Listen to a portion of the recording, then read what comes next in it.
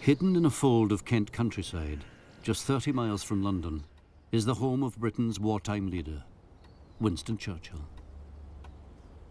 Casting his mind back over 5 bloody and uncertain years, he would write that during the war, only one thing ever frightened him: the U-boat peril. Battles might be won or lost, Churchill wrote, but our power to fight, to keep ourselves alive, rested on the outcome of the struggle for control of the Atlantic.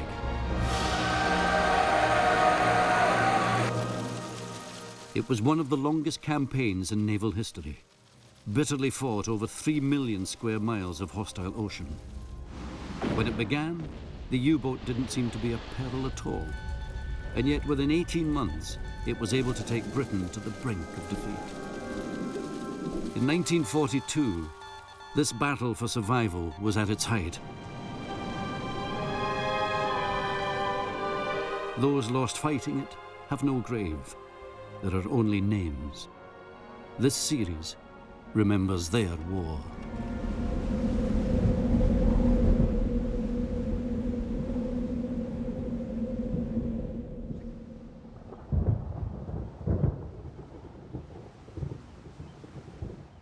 At a little before midnight on October the 13th, 1939, a lone U-boat slipped through the line of sunken ships that guarded the entrance to one of the Royal Navy's most important bases.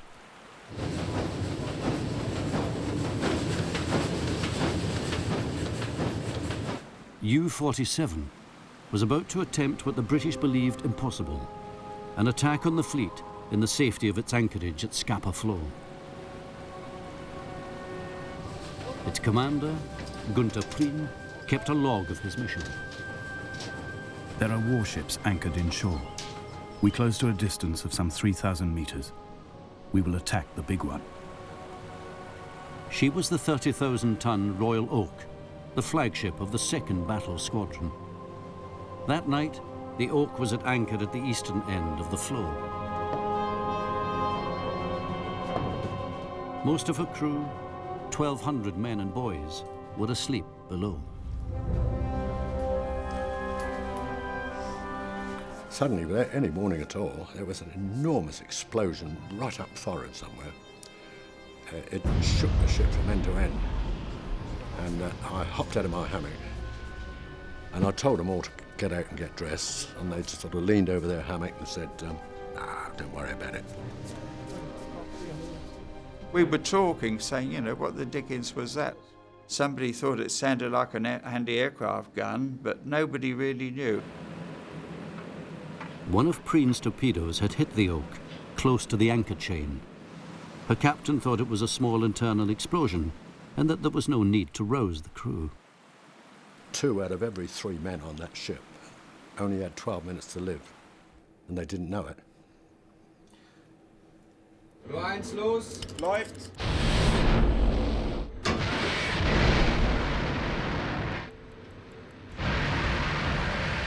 Prien fired 3 more torpedoes.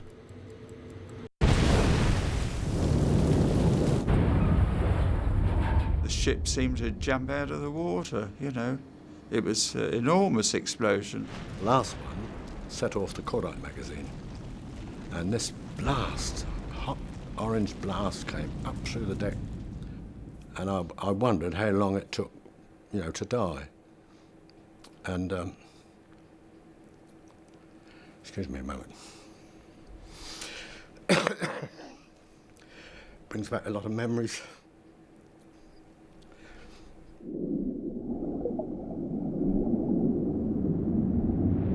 There was a terrible roaring and cracking, columns of water and fire. Fragments were flying through the air. One battleship sunk, every tube empty. I decided to leave.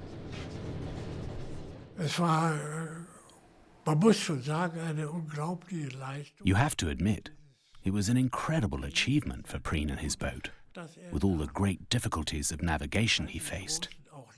He managed to get into Scapa Flow and then get out again.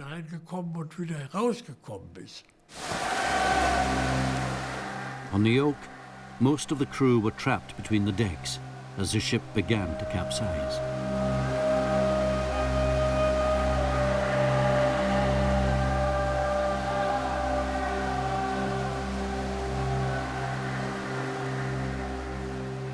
must have slipped down many feet and hit the water. Something touched me on the back of the neck. I thought, blimey, it's coming down on top of me. And I did the fastest 100 yards I've ever done in my life. Next thing I remember was, funny enough, my divisional officer coming over with a great lump of wood he was hanging on to. And he said, who's that? And I said, leading seaman Instance, and I'm burnt to buggery. So he said, oh, bad luck, old man. 833 men were lost on the Royal Oak. It was a national humiliation. A British battleship sunk at anchor in a place symbolic of the country's sea power.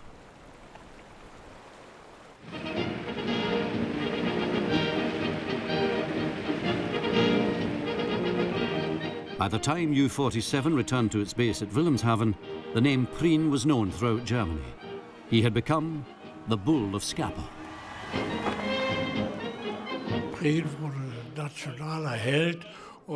Prien became a national hero, and the public became very aware of the U-boats and their potential in this war.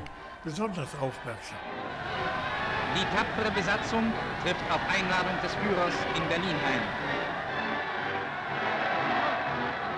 Offiziere und Mannschaft werden von der Berliner Bevölkerung begeistert begrüßt. Only a month before, Hitler had been openly skeptical about the value of the U-boat. Now it seemed to represent just the image of military ingenuity and courage he wanted to foster in the Reich.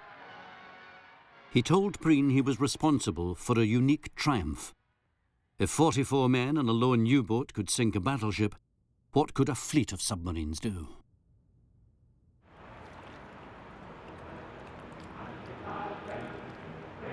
Prien's mission had been meticulously planned by the staff at U-boat command in Wilhelmshaven.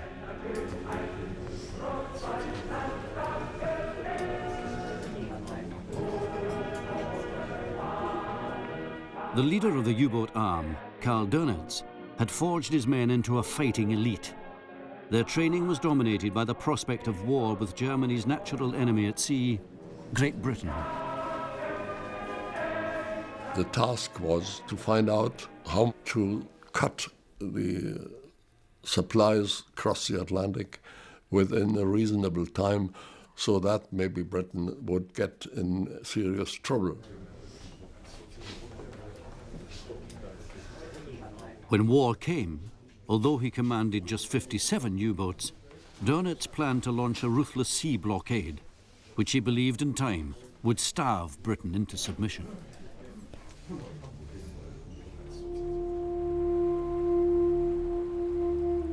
"60 years ago, this forgotten wasteland was full of ships and merchant seamen preparing to make the 3,000-mile voyage across the Atlantic.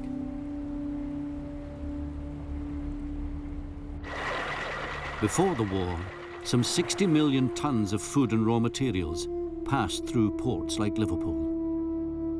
We realized that we were the lifeline. Without the merchant fleet, there'd have been no food, there'd have been no fuel. Where were all the other forces going to get their stuff from if we didn't bring it from America? None of the glamour of the Royal Navy, but sailors of the finest type for all that. 130,000 men sailed under the Red Ensign. How old are you? 29. They were officially non-combatants, but these were the men who would bear the brunt of the U-boat attack. You were directed by what was called the pool. And you had no choice. If they says, take that, SS Mars, end and dock, you just went down and signed on.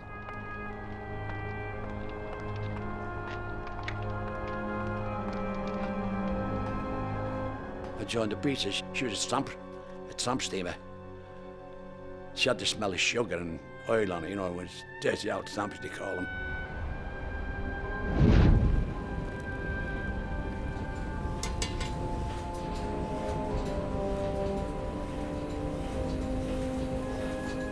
They never came back to me and said, well, now we've got these new ships, but we can't man them. There were always people coming forward for this very risky and very ill-paid and very uncomfortable job.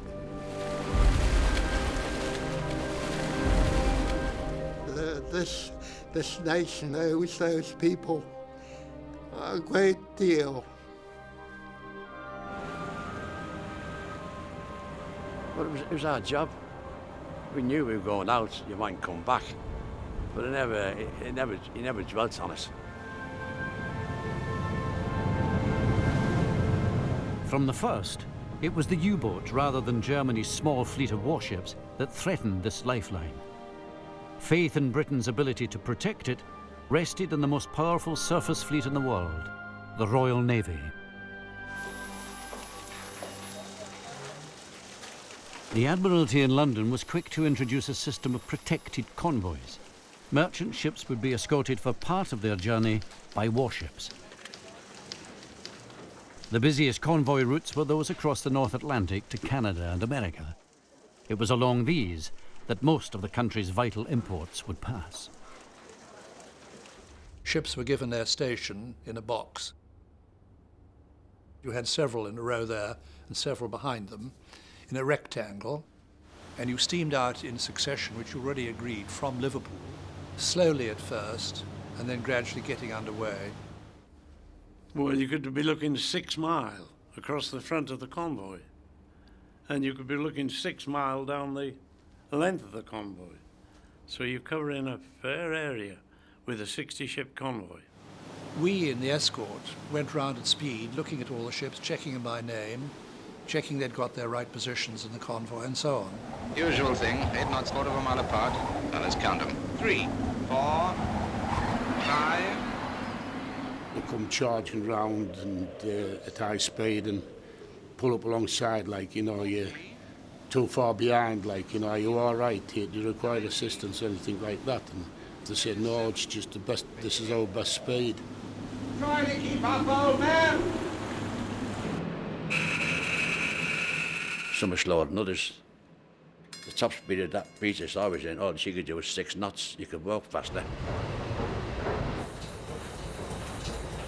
The weather was dreadful, and people were very sick, and people went and just slept in the corner, soaking wet from watch, and they were soaking wet when they went on watch again. The main factor in the Battle of the Atlantic, after trying to kill each other, was the weather.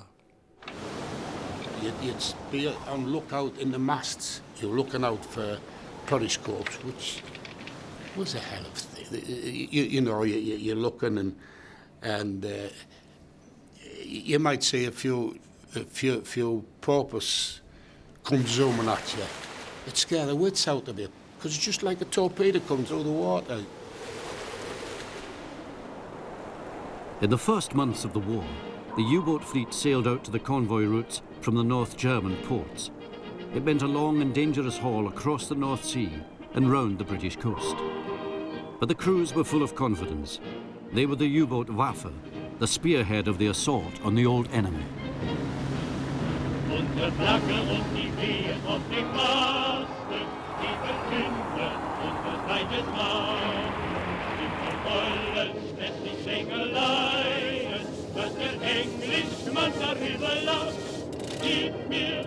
War patrols would last for as long as there was fuel and torpedoes. For 3 weeks or more, 50 men would be confined to what some called their iron coffin. The U-boat arm made its own rules. Dönitz believed this would play its part in building the right sort of fighting spirit in the crews.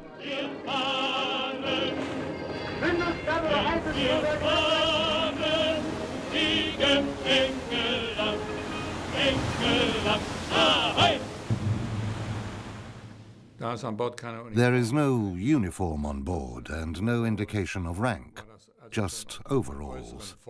It was informal. It wasn't really the usual military order.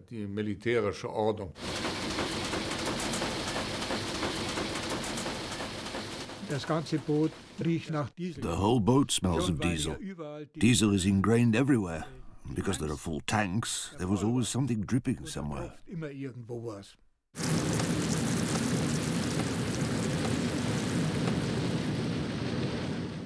There was no comfort about a submarine, no comfort. Because you share your bunk with another one, because he has the same job aboard the ship as you have. For instance, the wireless operator. He is about 4 hours, and you have the time to rest, and then he goes into this bunk. And this is, the bunk is still hot, still hot.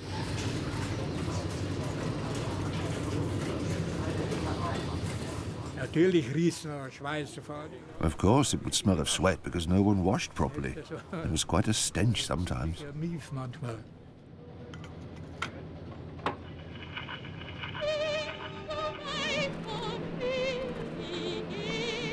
Erstmal zum großen Teil Langeweile. It was mostly boring, you've got to admit that. Langeweile war ja... Boredom. There was nothing. The boat would run its course little by little. Nothing happened from one hour to the next. Es dauerte immer eine Zeit. The hunt depended on the vigilance of the boat's watch. Days were spent searching an empty, featureless horizon.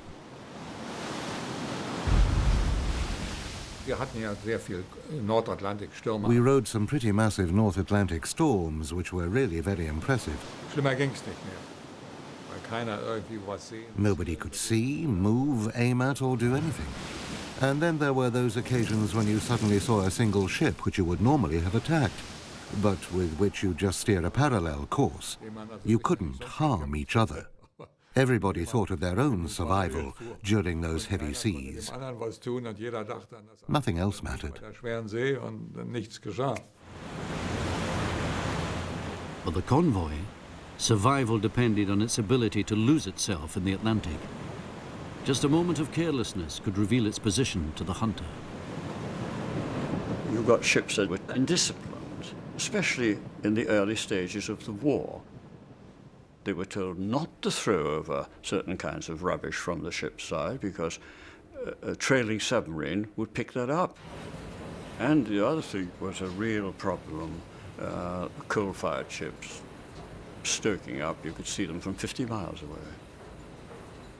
And of course the U-boats loved that. In the first months of the war, a cameraman accompanied U-99, the most successful hunter in the North Atlantic. Its commander was Otto Kretschmer. My captain, Otto Kretschmer, was a very intelligent man, very cold-blooded, and knew exactly what kind of risk he could take.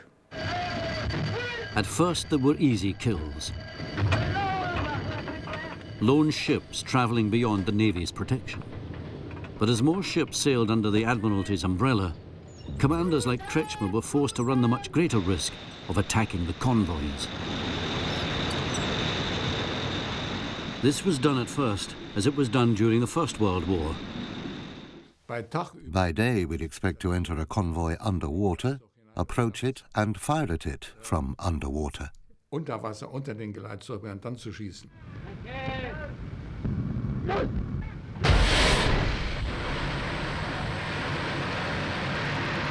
It was a calm, smooth day in summer, and suddenly the Jersey City went bang. Lovely clear day, and so calm one should have seen the periscope, but one didn't. You went out in an ever-widening circle, trying to find the submarine by ASDIC.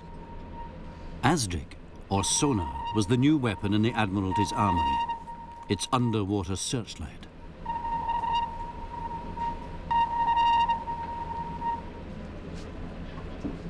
Contact!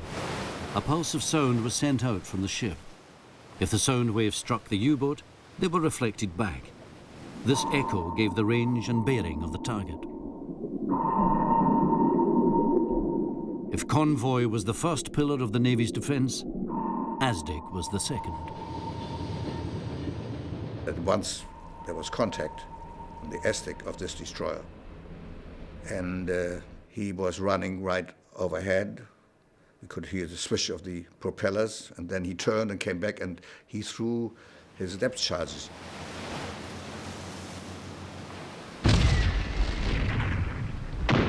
Depth charges were 300-pound drums packed with high explosive, with a fuse that could be set to detonate at different depths.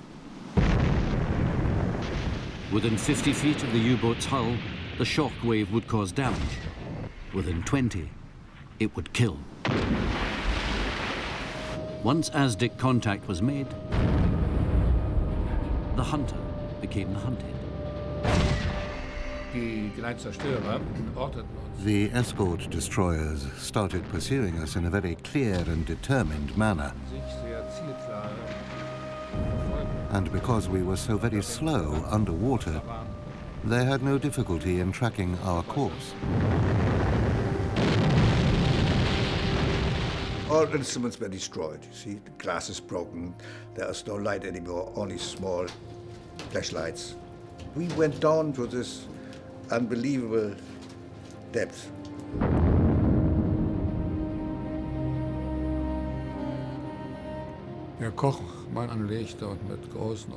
The cook put on a life jacket and turned up wide-eyed at my command post. I kept telling him to go back, but he didn't. I said to him, "Come on, Franz." That was his first name. "Sit down, give Daddy your hand. Nothing will happen to you. Come on," I said. Then he sat down, gave Daddy his hand, held my hand tightly and calmed down. Daddy was 24 years old.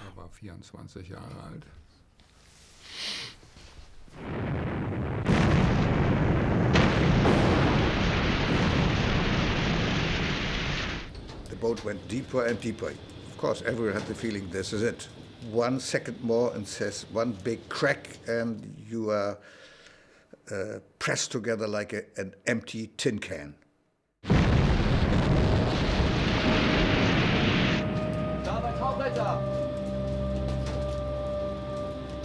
Sauerstoff wurde knapp, wir arbeiteten dann durch die Bekannten. The air supply became very scarce. Everyone had to lie down and be still and breathe through the oxygen cartridges. They kept us underwater for 17 hours. On this occasion, depth charges were not well aimed enough to be fatal. We went to depths of 150 meters or more. The depth charges were all above us. The depth charge fuses were on too shallow a setting. The U-boat was able to take refuge at a much greater depth than the Royal Navy thought possible. Yet at the Admiralty, figures compiled by naval staff suggested that merchant shipping losses would be manageable.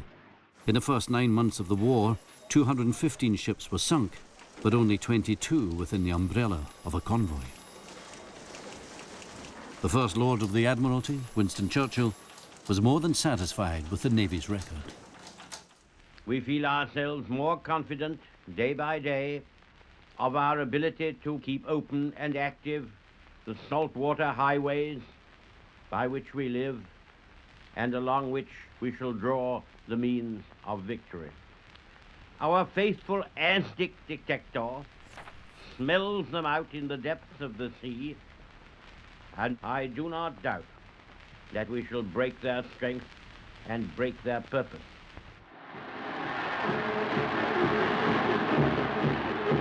But in June 1940, the victories won by Hitler's armies on land were to transform the war at sea. As Hitler celebrated the fall of France in Berlin, the commander of his U-boats was on his way to the Atlantic coast of France. The ports were all in German hands. Dönitz and his men wasted no time in establishing bases along the west coast. Here in Lorient, work began on the huge bomb-proof sea bunkers which would house the U-boat fleet. For the first time, the U-boats had an open door to the Atlantic. The situation was now, I would say, the one we'd always wished for.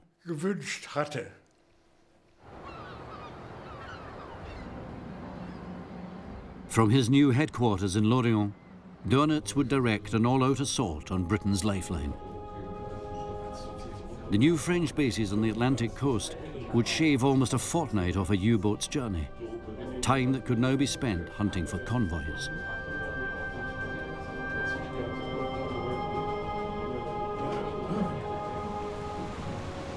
Above all, they offered the chance for Dönitz to introduce his new tactic, so carefully developed before the war, the pack attack.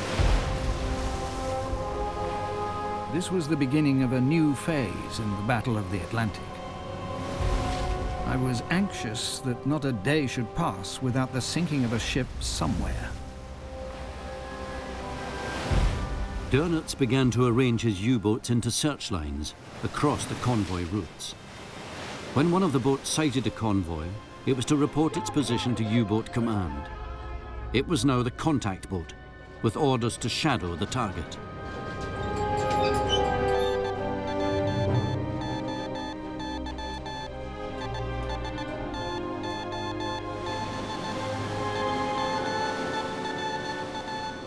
U-boat command was able to direct the rest of the pack to home in on the contact boat. Dönitz was confident that the Royal Navy's defences would crumble under the weight of a pack attack. The attack would be carried out at night and in an entirely unexpected way. One of the first U-boats to be involved in a pack attack in the autumn of 1940 was Otto Kretschmer's U-99. A warship comes into view, followed by smoke plumes and the convoy, at last. We pass a surfacing U-boat, U-101. I am positioned in front of the convoy. The pack tactics pioneered by commanders like Kretschmer would change the course of the war at sea. We stayed ahead of the convoy all day long. And then, in the evening, when it was dark, we dived in front of it. Then we surfaced inside it. Through my binoculars, I could see there was a shadow of a ship. But from time to time, I could see that someone was lighting a cigarette. Everyone was alert, whatever you went and everything. And that night, the moon was that way. You're thinking, someone's out there.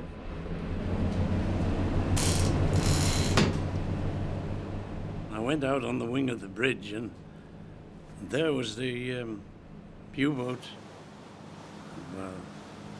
100 yards away, with all the officers in the conning tower. I gave the order to go hard at port. That would put the U-boat stern on.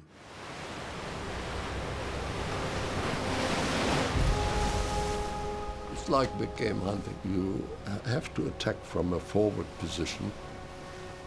So the normal distance for torpedo attacks at night is about 600 meters.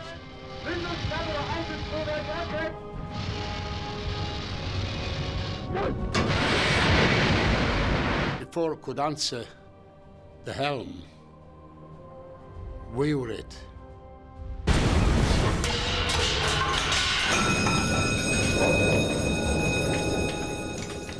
Everything sort of disintegrated around us. The concussion shot up your legs, up your backbone, into your skull and everything, and lifted you at the same time. I went round to the engine room and looked down the engine room, and there was nothing left. So everything had collapsed. The engine room was 3 parts full of water. Those poor men down below, let's hope it was very quick, their death, because it must be dreadful. Must have been dreadful, dreadful.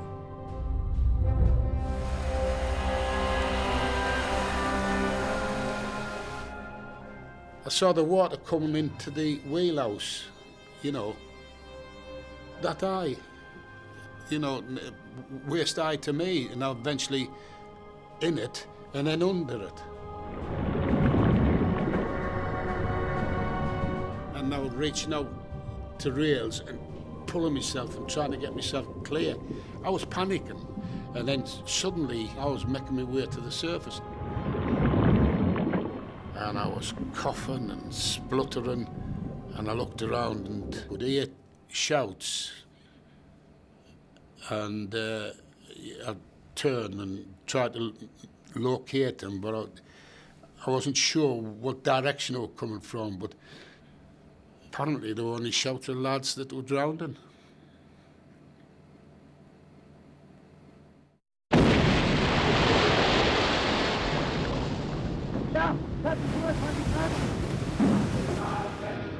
What follows now resembles the raging of a wolf in a flock of sheep.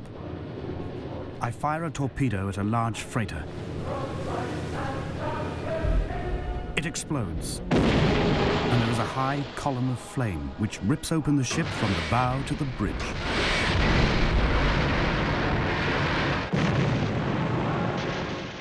The propaganda newsreels caught only the ships torpedoed by day, but by the autumn of 1940, most were being sunk at night.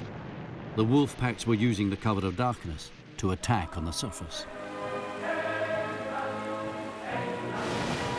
This was the tactic Dönitz would turn to time and again in his pursuit of victory in the Atlantic.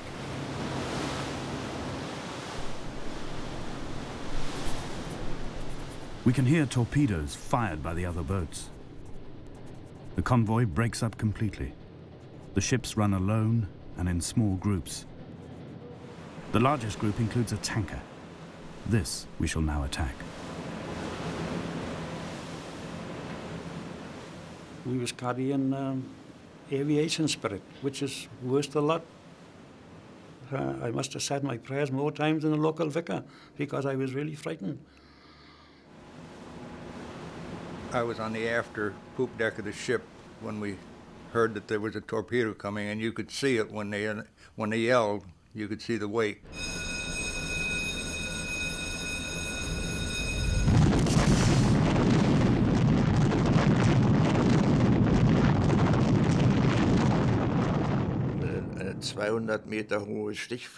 There was a 200-meter high tongue of orange flame, and in these flames there were human bodies and parts of the ship whirling round and then falling back into the Atlantic. And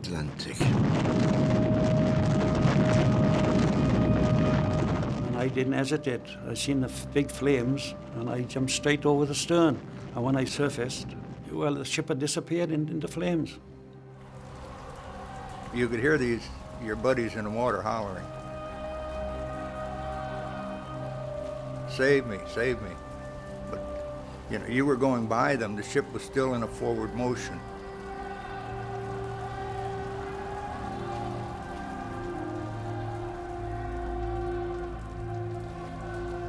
I asked to come up to the conning tower to have a look at the burning tankers, and because this was for a Navy man who was asked to sink ships, was a wonderful sight. There was a lot of fuel on the water and gasoline burning. It sticks to you because it's petroleum. I heard a cry for help and I swam to him. His face is all black burnt, so he's in a terrible state. Hörten wir Schreie, Hitler help. We heard shouts of Hitler help, Hitler help. And then something happened that I thought was terrible. Standing next to me was the U-boat's second officer. He yelled into the night, "Why do you pigs sail for England?" I was horrified, and I gave him a jab and said, "What do you expect them to do? These people are doing their duty, just as you are." Those left in the sea watched as the convoy passed on. The other merchant ships were under strict orders not to stop for survivors. As we ploughed through them, you could hear them shouting, "Help! Help!" We couldn't stop. And I knew this. And I could see over just down there, the little lights on the life jacket drifting past. Very sad.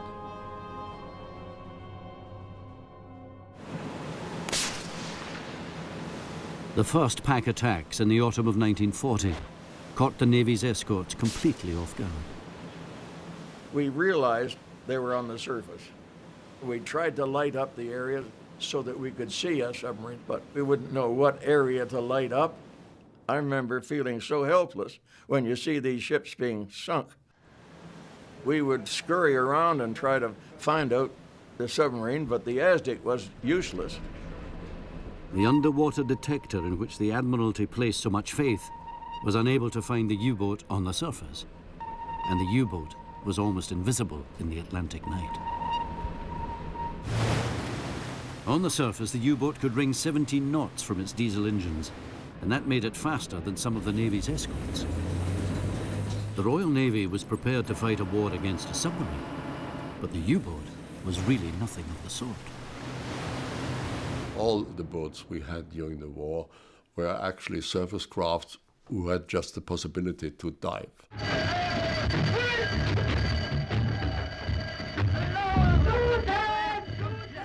As these boats were depending on batteries, they were very slow as soon as they were submerged. Out of the about 20 ships I sank, I sank 19 at night on the surface.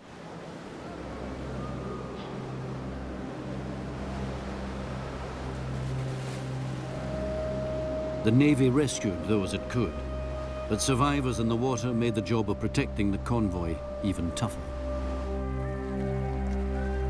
The main problem of survivors in the water is that they are usually where the U-boat is, and you want to depth charge the U-boat, and you can't because you're going to kill your survivors, and that on one or two occasions happened during the war.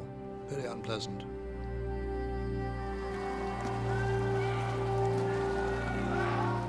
We had someone shouting on a loud hailer.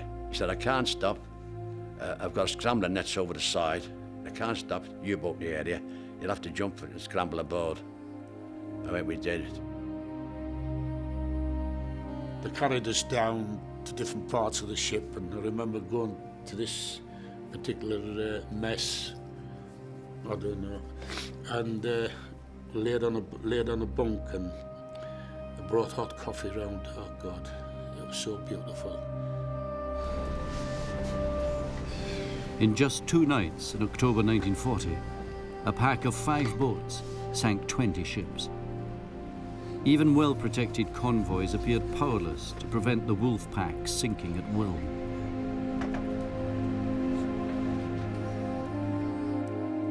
By the end of the year, more than 1,000 ships had been sunk, 6,000 merchant seamen lost.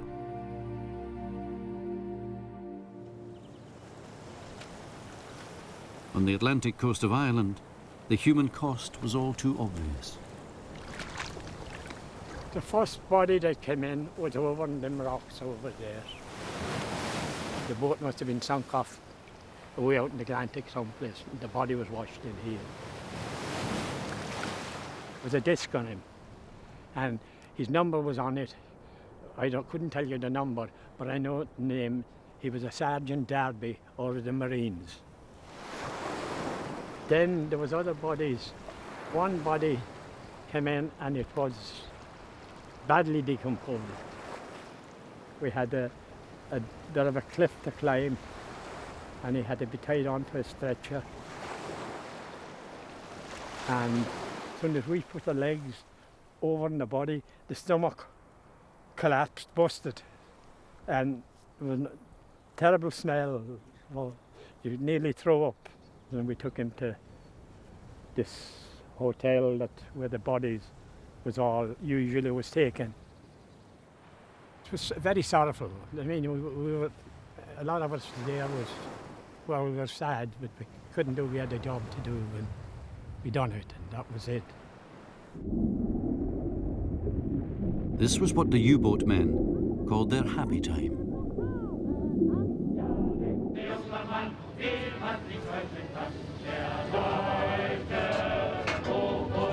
On the journey home to their French bases, the crews prepared their victory bunting, each flag marked with the tonnage of a ship sunk. Er zittert vor dem deutschen Aalen Tag und Nacht. Der Premier in seiner Böttchen Majestät. Er glaubt, dass das Geleit mit ihm und hindern kann. Ja, denkst du, junger Mann, wie man sich heute kann.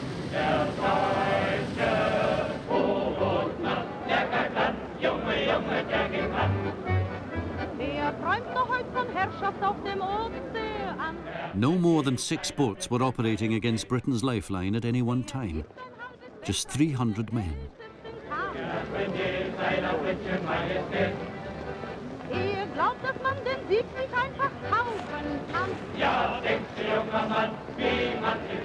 Much was being asked of a handful of U-boat crews. In return, Dönitz ensured that they were very well rewarded.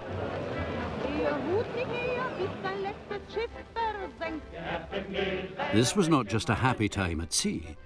The crews were to enjoy the best of life ashore. 100,000 bottles of wine were requisitioned by Dönitz for his men. Uncle Karl cared. There were special food parcels, U-boat hotels, and extended leave. Also meistens ja Usually we would seek out some dive, and then of course if there were girls present, we would try to dance with them. Sometimes we even succeeded. Einigermaßen ging sie auch. So, damals, ich kann mich nur erinnern. I can still remember. What was the price of a bottle of champagne? I think it was 20 francs, which was no money at all to us. Kein Geld.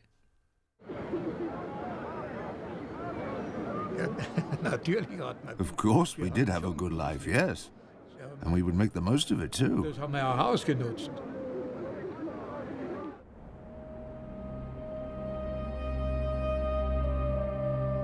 It was a very different sort of homecoming for the British seamen who'd survived the wolf packs.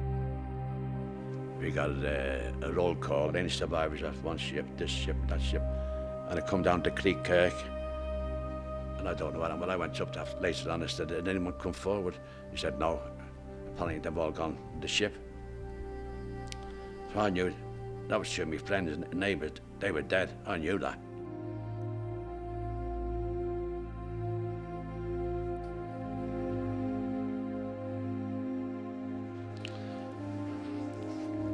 I put my arms around my mother.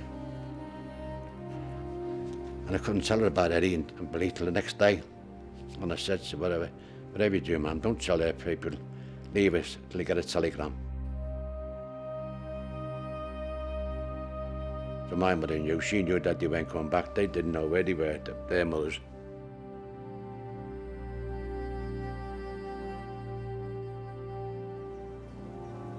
In Germany, the propaganda ministry made heroes of those it called the Grey Wolves. That winter, the commander of U-100, Jochen Schepke, took his men on a skiing holiday in the Bavarian Alps. Die Gauleitung des Traditionsgaus München-Oberbayern, der NSDAP, hatte Kapitänleutnant Schepke und seine tapfere Unterseebootbesatzung für ein paar Tage nach Ruhpolding eingeladen. Kapitänleutnant Schepke ist einer der 3 U-Boot-Kommandanten, die das Eichenlaub zum Ritterkreuz tragen. The U-boatmen were the guests of the grateful village of Ruhpolding. They lived with the villagers, the commander with the Plank family. In those days it was Prien, Kretschmer, Schepke. They were, for us boys, so to speak, the heroes, the U-boat heroes. And we were proud of having one of them staying in our house. That goes without saying.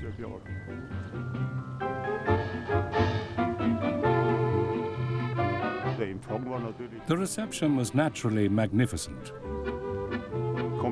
I can remember that there were folk evenings at the Kurhaus, as is the tradition here. They were certainly unforgettable days for the crew. I can remember we were all very proud.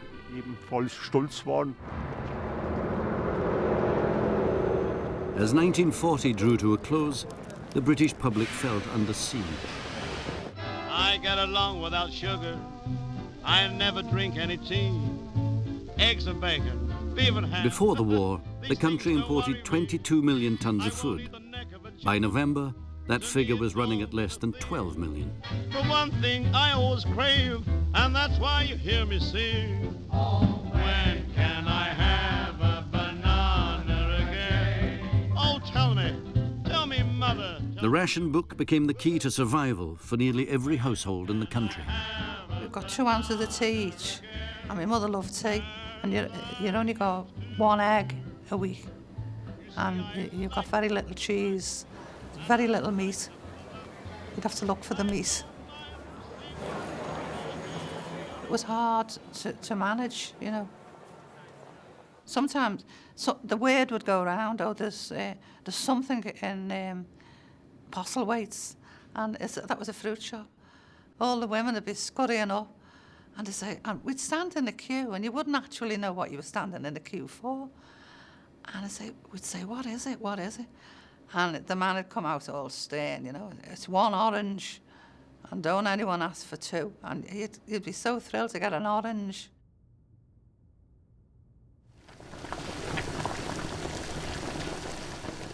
Vegetables weren't rationed, so you ate more vegetables. So if you had potatoes, you didn't need as much bread. They tell you that merchant seamen had to risk their lives to go to Canada to bring the wheat to make the bread.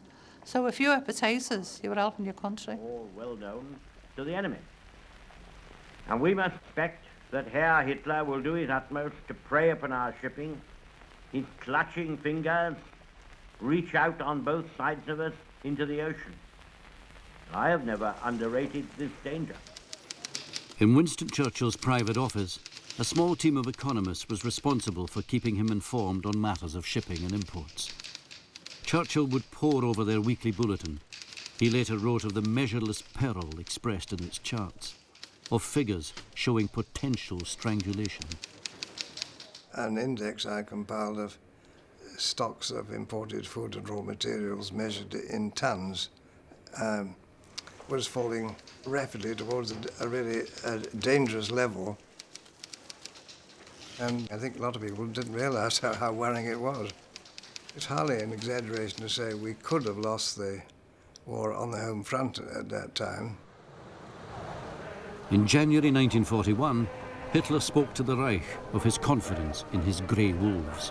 Wer glaubt, England helfen zu können, muss eines auf alle Fälle wissen. Jedes Schiff, ob mit oder ohne Bezeichnung, das vor unsere Torpedorohre kommt, wird torpediert. Just a handful of U-boats had helped bring Britain to the brink of defeat. And now more boats were being built. Dönitz' packs would be able to range further into the Atlantic, and in greater numbers.